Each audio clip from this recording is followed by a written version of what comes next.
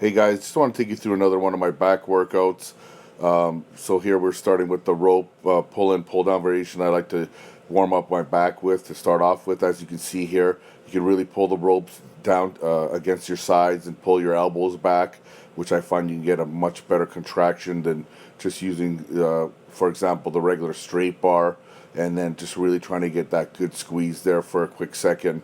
And I'll do these maybe 8 to 10 reps. Then I'll switch over to 90 degree with for the pull downs. I'll put the rope ends together and just concentrate on using my upper lats to pull the rope down and get a good squeeze at the bottom and a good stretch at the top.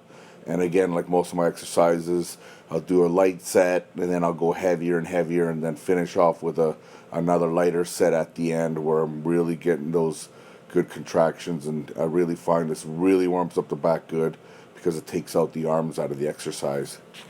And then today we started off with some one arm pull downs. I really been liking this machine a lot lately because I can really exaggerate the stretch at the top and get a much better squeeze at the bottom instead of, say, for example, doing the regular pull downs with the straight bar two-handed. So I'll even exaggerate the stretch at the top where it almost pulls me out of the seat. So I'll get a very good stretch and a very good squeeze. And also this way, by doing one arm at a time, the one stronger arm won't dominate the other one in case like when you're doing straight arm pull downs. And this is just the right side, but this is my heavier set using the 5 plates here. So I'm just really trying to get the heaviness here. As you can see, I'm almost coming out of the seat to get that really good stretch you can see here, and then really try to get a good squeeze there. And then after this heavy set, what I'll always do is go back to a really lighter set, 3 plates, and more mind muscle connection and getting a good squeeze. And then we went over to do some bent over rows. Just using 3 plates here, higher reps. I don't like to go too heavy with these, unfortunately, because of my back issues. 3 plates is pretty comfortable, so I just try to I'll go higher reps, hit about 15 reps here. I wish I can go a little bit heavier because this, the rows are great for back thickness, and unfortunately, I haven't been able to do enough rows over the last couple of years, which definitely I can tell my back is lacking that thickness from them. And then for my last set, what I'll do is I'll go down to a nice lightweight, just try to get that real good squeeze at the top here. Just a plate and a quarter, nothing crazy. But all I'm trying to do here is just get that try to get a good squeeze at the top, just to really finish off the rows. And when I'm doing the rows here, I'm alternating my sets, one overhand, one underhand for each weight, moving my way up.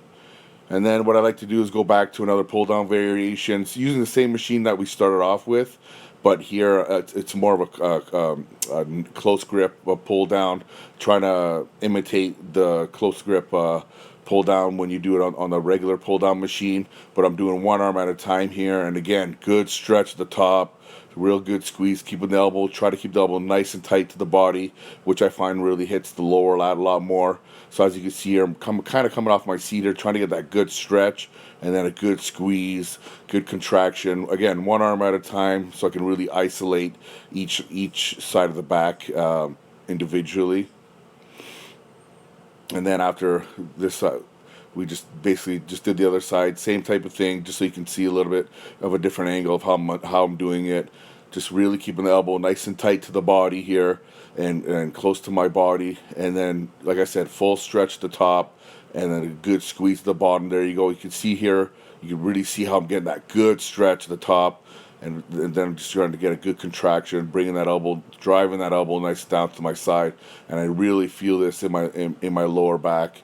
And so when I like to do these on the same day, I like to do the one arm lat pull down since it's already all set up and ready to go. And then after these, we went into another row. I like to alternate row pull down, just hits the back from a different angle. Just did some one arm dumbbell rolls. Don't do these crazy a lot. Like I said, I do use machines a lot, but I want to start throwing these in there a little bit more. Obviously, as you can see here, really trying to pull the elbow into my side here. This exercise is very misproperly executed from a lot of people. They tend to just drive their arms straight up, involving a lot of bicep and hitting more of their upper back, which I find this exercise is more for your lower back. And we just did 4 sets here, 4 on each side. Then moved back into the rack and just did some rack deads. Nothing crazy again, just 4 plates. What I'm doing here though is I'm keeping constant tension on my back. I'm not touching the safety bars. I'm just trying to keep constant tension on them. I think Dorian used to do these, and I just find it really hits the back a lot better when you don't even rest it for 1 second at the bottom. And then we just went to hit some traps with some dumbbells. Nothing crazy here. These are the heavy ones I got in my gym, which I think went around 150s. But just trying to really get that good contraction at the top, good squeeze, making sure my head's tilted forward a little bit to allow my traps to come up. I find that if you keep your head straight up, that you're going to limit your range of motion with your traps. So I'm basically just trying to really get my traps to touch together at the top there and get that good contraction. So we did a couple sets of those. And then basically after back and traps were done, we moved into some rear delts, which I always like to do after my back day, which, the rear delts are part of your back anyways, so why not hit them? So here I'm just using the incline bench and just trying to focus on hitting the rear delts. Try not to shrug too much. And what I'll do here is I'll do as many reps as I can, just trying to hit the rear delts, and then I'll just then what I'm trying to do here is just kind of pull back with my rhomboids here. It's a very tricky movement to try not to involve your traps too much, which can easily be done, but I'm just trying to pull them back with my rhomboids. So we did 4 sets of those to fry off the rear delts. And then we got into, since we're already here, we just got into some type of spider curls here, concentration curls on the same bench. And just basically trying to hit the biceps at the end of the workout, which I always do on the end of my back day, which I train twice a week. So here we're just doing some hammer curls, just really concentrated and just, trying to keep the momentum out of it until the end. And then we can try to force out some last reps. As you'll see here, I'll start getting a little bit more momentum, which I'm a big believer of, just to help finish off the set. But the problem is I find too many people use too much momentum from the start, which is obviously what we don't want. So we did 3 sets of hammer curls, just as shown there. And then we also did 3 sets of just regular curls where I'm really trying to supinate my wrists at the top to bring out that peak, as you can see there. I think people really don't take advantage of that little twist at the top, and it does make a huge difference. You can actually just do that, without even a weight, and just turn your pinky, and you'll see that your bicep, will create more of a peak when you do that. So if you can do that, every time you're doing dumbbell type curls on your workout, over the long run, you're gonna start developing a nice peak to your bicep. So make sure you try to do these. And as you can see, I kind of grip at the end of the dumbbell, which actually helps me be able to turn my pinky at the top. It might be a little bit harder to see.